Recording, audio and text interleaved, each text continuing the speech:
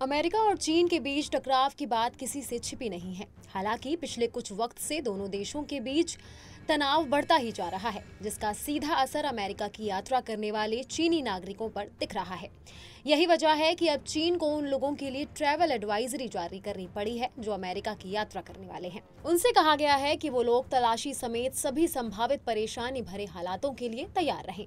दरअसल चीन के विदेश मंत्रालय ने वीचैट अकाउंट पर अमेरिका से जुड़ी ट्रैवल एडवाइजरी जारी करी है। चीनी मीडिया में दावा किया जा रहा है कि चीनी छात्रों और कंपनी के कर्मचारियों के अमेरिका पहुंचने पर एयरपोर्ट अधिकारी उनसे बहुत ज्यादा पूछताछ कर रहे हैं। कहा यह भी जा रहा है कि चीनी नागरिकों को अमेरिका एयरपोर्ट्स पर उत्पीड़न का सामना भी करना पड़ रहा है। इसके बाद ही विदेश मंत्रालय की तरफ से ट्रैवल एडवाइजरी जारी की गई है ताकि लोग सावधान हो जाएं। अमूमन ट्रैवल एडवाइजरी तभी जारी की जाती है जब कोई महामारी हो या फिर किसी देश में हिंसा की संभावना हो। मगर चीन ने नागरिकों के साथ हो रहे बर्ताव से परेशान होकर ट्रैवल एडवाइजरी जारी कर दी है। हालांकि चीन अपने नागरिकों के साथ हो रहे बर्ताव से परेशान होकर ये कदम उठाने पर मजबूर हो चुका है। अब बात करते हैं कि चीनी नागरिकों को दूतावास से कांटेक्ट करने की क्या सलाह दी जा रही है। साउथ चाइना मॉर्निंग पोस्ट की एक रिपोर्ट के मुताबिक ट्रैवल एडवाइजरी में कहा गया है कि जिन नागरिकों को अमेरिका में परेशानी का सामना करना पड़ रहा है वो तुरंत चीनी दूतावास या महावाणिज्य दूतावास से कांटेक्ट करें। हाल ही में बायोलॉजिकल साइंस में पीएचडी करने वाली एक चीनी छात्रा को पढ़ाई के लिए अमेरिका पहुंचने पर डिपोर्ट कर दिया गया। उसके पूरे शरीर की भी जांच की गई और 12 घंटे तक उसे एकांतवास में रखा गया, यानी कि उसे आइसोलेशन में 12 घंटे तक रखा गया। इस तरह की घटना कई चीनी छात्रों के साथ हुई है।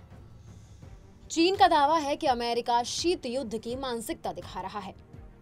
चीनी विदेश मंत्रालय की प्रवक्ता माओ निंग ने दोनों देशों के बीच आदान प्रदान को बाधित करने के लिए अमेरिका की आलोचना की है। उन्होंने अमेरिका की हरकत को शीत युद्ध की मानसिकता करार दिया है। इस तरह से मंत्रालय के एक और प्रवक्ता वांग बेनविन ने अमेरिका पर एकेडमिक रिसर्च और हथियार बनाने और द्विपक्षीय संबंधों पर नकारात्मक प्रभाव डालने का भी आरोप लगा दिया है। अब बात कर लेते हैं कि शी जिनपिंग ने अमेरिकी छात्रों के लिए क्या योजना बनाई है। भले ही दोनों देश यानी कि अमेरिका और चाइना के बीच तनाव है, लेकिन फिर भी चीन और अमेरिका ने एजुकेशन और कल्चरल आदान प्रदान को बढ़ावा देने में दिलचस्पी दिखाई है। राष्ट्रपति शी जिनपिंग ने नवंबर में अपने अमेरिकी यात्रा के दौरान अगले 5 सालों में 50,000 अमेरिकियों को चीन में पढ़ने के लिए बुलावा देने की योजना का भी ऐलान कर दिया था।